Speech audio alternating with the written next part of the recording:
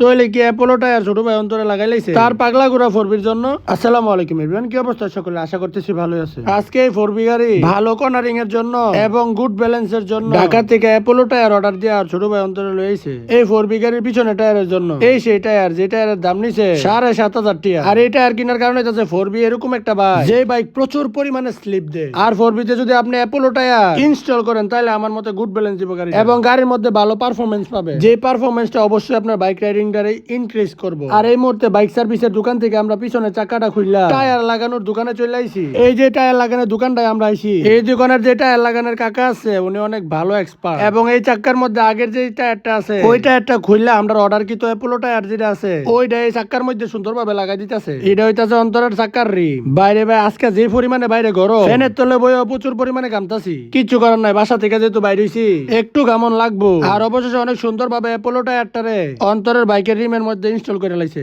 এবং এই মুহূর্তে এই চাক্কাই না ছোট ভাই রাব্বির হাতে ধরাই দিছি এবং রাব্বি অনেক সুন্দর কইরা অন্তরের বাইকের পিছনে চাক্কাটা ইনস্টল করছে। এটা একটা অন্তরের বাইকের মধ্যে লাগানোর পরে কেমন পারফরমেন্স করতেছে এটা আপনাদেরকে পরে কোনো ভিডিওতে দেখাবো। আজকে ভিডিও এখানে শেষ করতেছি। আল্লাহ হাফেজ।